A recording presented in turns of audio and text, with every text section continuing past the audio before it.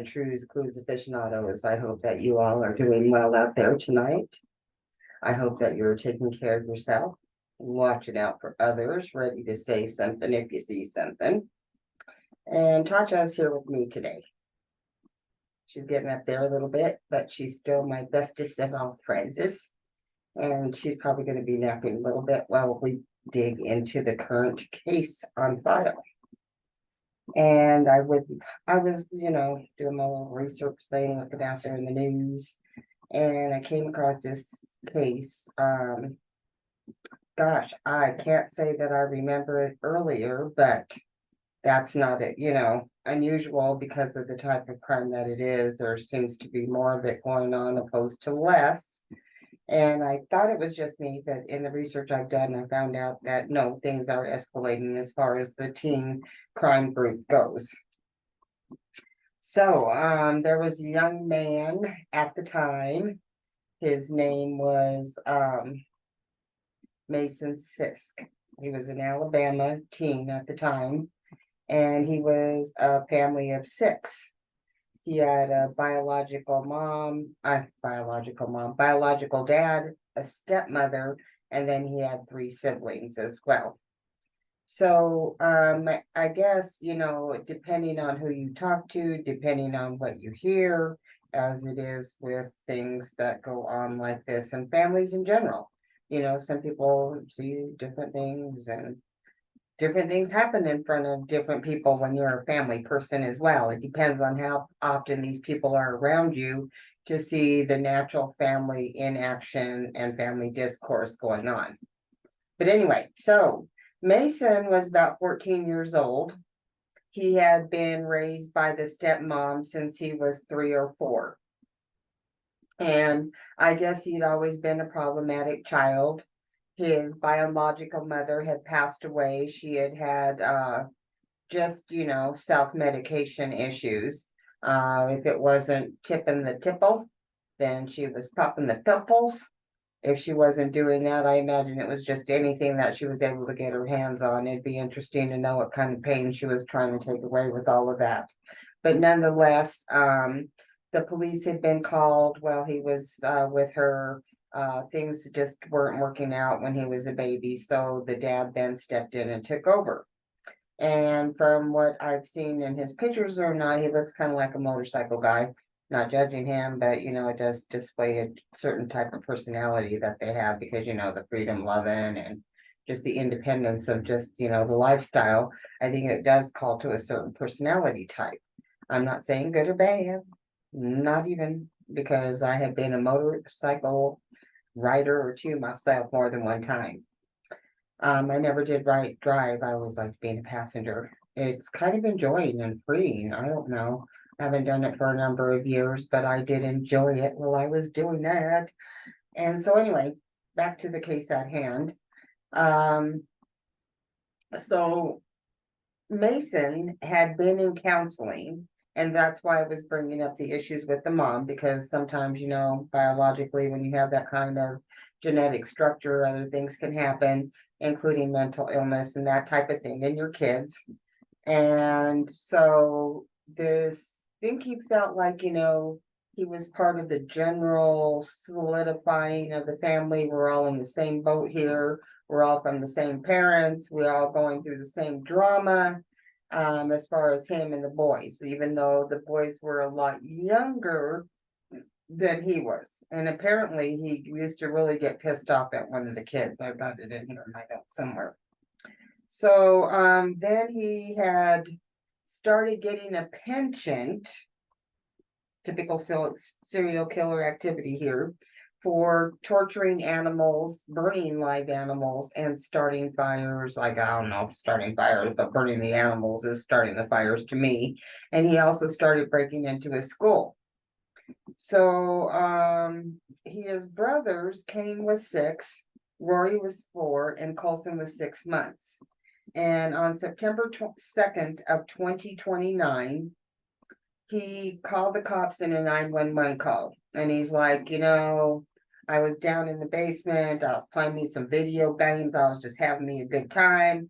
Then all of a sudden, I just hear gunshots. and I'll become so afraid that I just totally run out of the house. And so the policeman that was there that got him on one body cam was thinking, this guy's acting really flaky. One of two things have to be going on. Either he is, totally distraught and, just mentally discombobulated from the scene of what just happened, with the whole family just being offed all at one time, or he is the perpetrator. And that will come out in the future. So already, he was starting to call attention to himself just by his actions. And anybody who knows police, they do like psychology crap, they're gonna read your body language, they get trained on this. That's how they say people end up being bullied into false confessions because of things like that. But a good policeman who does good police work is going to listen to his gut, and they're going to watch what they see. And I think, they say, your family's or somebody that knows you is usually the one that offs you. Unfortunately, but it is. So, he tried at one point in time, prior to all of this happening, I guess the stepmom, she had a allergy to peanuts. So he tried to poison her one time, or laced her coffee with peanut butter in her coffee, hoping that, she would have some kind of serious reaction. Because right before all of this anger issue started with the stepmom, he found out the stepmom had adopted him, that he wasn't actually a biological child of both parents. He was a biological of the dad, but the mom had adopted him and then raised him. I don't know why he didn't put that together with the age difference, but whatever, between him and the other kids. It's not ever confirmed whether the stepmom to him at that point in time, I'm just going to call her the mom, if she tried to drink the concoction that he made, or if her allergy was just that severe, what was going on there. And she apparently was just a really, really, really sweet person. I want to say that her name was, gosh, Karen or Brenda.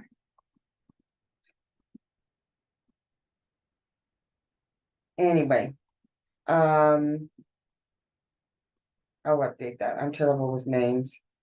I thought I wrote him down, but I wrote the babies down. I just put his parents. Anyway, in addition to trying to get her to have a severe allergic reaction or possibly even kill her, he had also apparently stole 2 of her rings and admitted to selling them. She was pretty much a beloved person in the neighborhood there, and she was also a special education teacher. So I guess she was pretty good at what she did. And it takes a certain person, to be a teacher anyway, and then an extra special one, in my opinion, to be a special ed one as well, because you do need that additional patience. And let's just, face the reality. Kids can try your just every nerve in your body. So of course, he said he had been, they got the call at about 11. He heard the gunshots and he ran out of the house. The police went in and investigated. 3 of them were no longer here on this earth. 2 were airlifted in critical condition, which turned out to be one of the brothers and the dad, but they did not make it either. Apparently they were all asleep in the bed when this went down, which is always a mystery to me how that happens. But anyway, so it comes around again, just like it always does. His statements and everything, they're inconsistent. They're not matching up. Later found out that it was a handgun that had been used. I guess he was saying, at first it came from inside the house, belonged to his dad. It was illegal, already trying to plant the seeds. And then later in the retrial, he tries to say that evidence was found in the house of this backpack with a scale and some baggies. So he's trying to put trying to say that it wasn't him that did it. It was actually somebody else.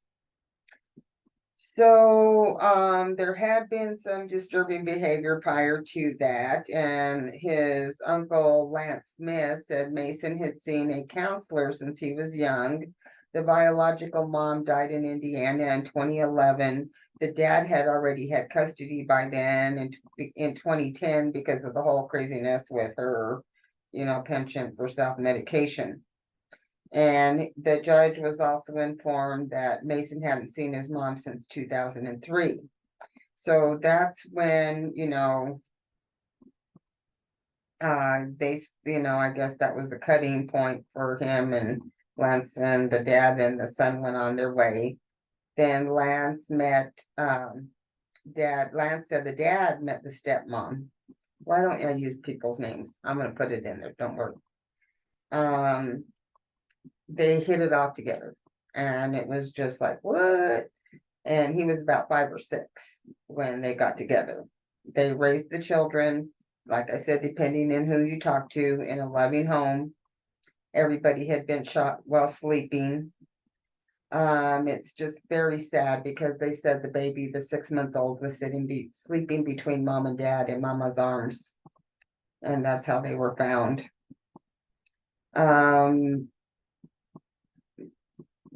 Again, the sheriff said that he was very traumatized, or he actually was the perpetrator.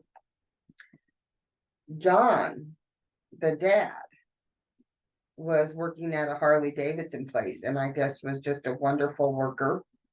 And he also worked at Paul Mitchell Cosmetology. He was even on the dean's list for that school. I mean, we're talking like, critical, highly acclaimed, on top of it, hairdo kind of thing. So, the mom was very supportive of Paul's career. And there was at one point they said that the gun could have possibly come from the grandma's house. In September of 2022, there was some kind of, I don't know, dispute, how they, what do you call it? Complain up to the court about how the dad had a cell phone or something like that, and it caused the whole trial to be, forget it. They were going for a retrial. So, pardon me.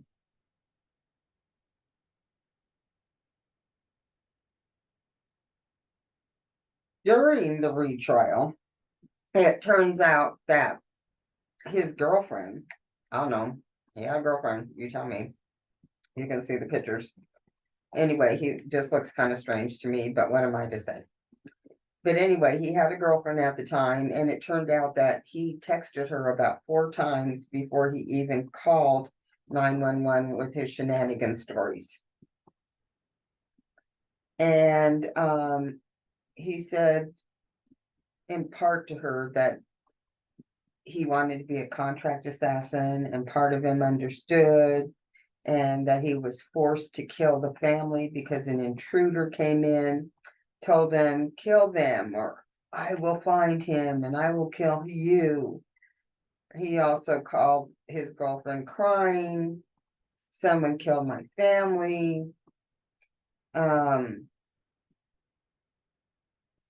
Also described out in later text messages to the girlfriend how he had been able to get rid of the family in 4 easy seconds. He was so pleased with himself as the amount of time that it took him to obliterate what been a number of years of people's lifetimes. So he's alternating here, okay, he's changing the stories even in the text messages to her. Later when he's out and he finally admits killing them to him, he's like proud of it, and he's like, oh yeah, I did it in 4 easy seconds.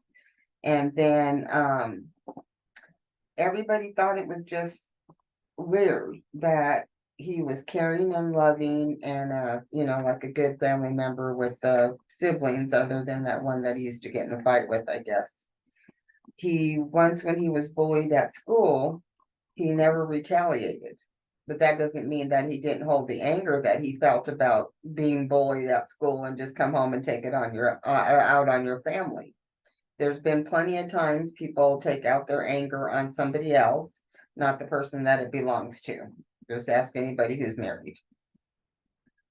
So, one lady I read in comments, this is what I'm saying, I guess in every family, it depends on what you see, how often you're there, how the family really runs. I don't want to call one incident something that goes on all the time. She said she had seen the dad grab Mason by the cojones and squeeze him down to the ground. And the dad said at the time he did it because he was being very disrespectful. Video, the there's video evidence of the family going away on vacation. They came back around 7:31, and then around 10:30, you see a vehicle that travels where the gun was found, then turns around and it comes back and it parks again. So they figured that was old Masony driving the vehicle and getting rid of the gun, which he later took him back and said, hey, it's around here, and that's where he found it. So when they kept pressing him for a motive as to why you would do something so critical, so final, so vengeful, his response was, quote, yeah, they argue a lot and I got fed up with it. And the kids were just going through a lot. And the kids were going through a lot. He was very non-emotional, even non-emotional in the trial. There was a school friend whose mother had also posted something in the comment section about things that were being out there about the family, about how her son was friends with the little boy Cain, and that he was at school when she heard what happened and how violent it was, and she immediately ran to the school to get her son, and her son was there upset, wondering what happened to Cain. Because I guess, he picked up on the vibes of what was going on, as well as probably the child did not miss school. It may have been better at school than at home. No news there. So they were pretty messed up, and even now, 2-3 years later, they still go back to the cemetery and make sure his cemetery his plot is decorated and looks nice, because most of the biological family has aged out and moving on into another realm. So since there's nobody left to do it, they're trying to take care of it for them, and that just makes me so sad. The thing that breaks me heart with that little boy, he would leave notes for Cain on his chair and stuff. It's lunchtime, or we're going here, we're going to do that. So in case he came, or his spirit came, Cain would be able to find them. But that's not the saddest thing you've ever heard. So anyway,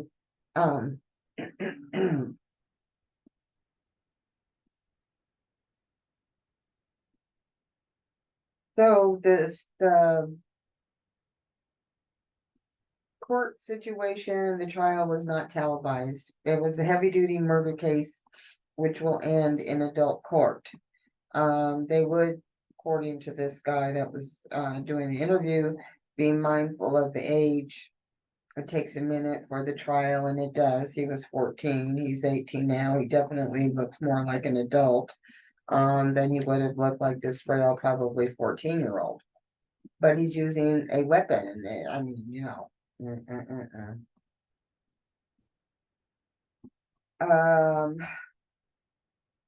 There was later evidence that the gun came from a family friend, I guess in Florida. He stole it, and that was what he used to commit the crime.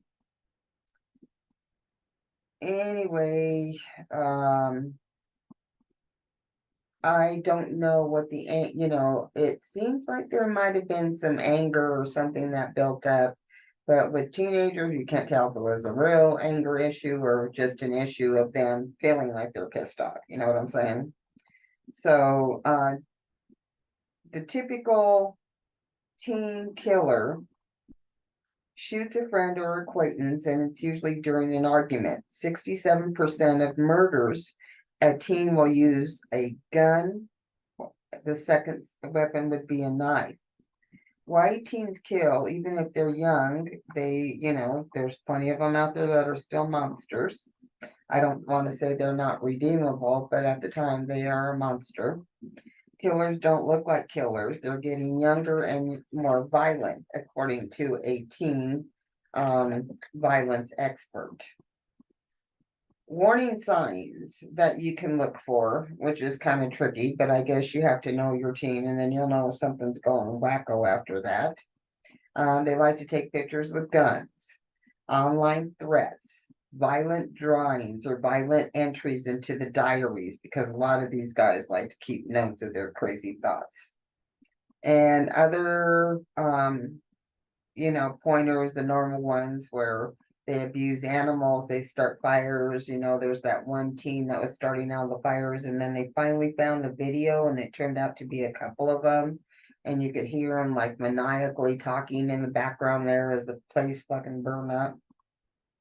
But anyway, and 3 to 6 of the following things usually take place to make a teen, young killer.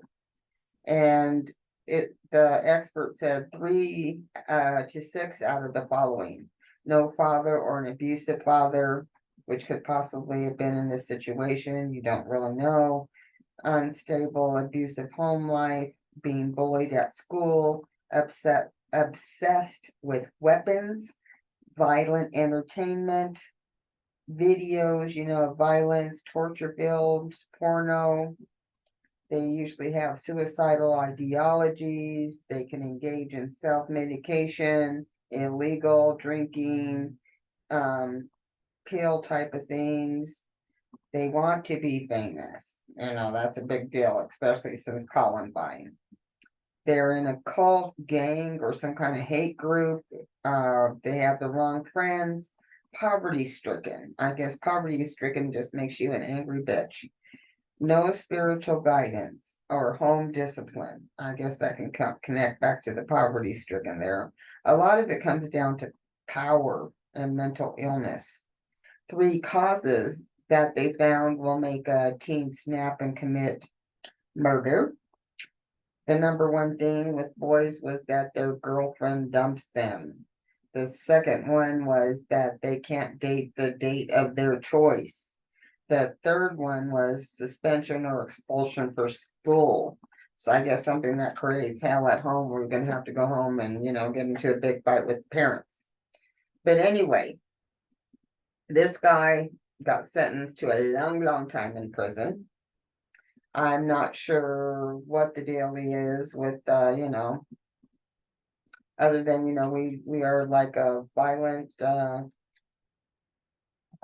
culture, violence out there everywhere, no matter where you look. And then, with certain ideologies, they kind of look up to violence as well. And I think when you're young, you're more tendency as a boy to want to act it out, the testosterone thing, become more violent, even if you don't know about this. I know my son and his cousin, and then, the next day just be fine.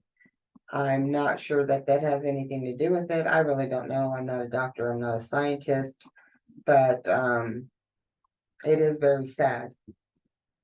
The whole idea of these young boys having, so much to live and look forward to, and in the picture they just look so damn happy.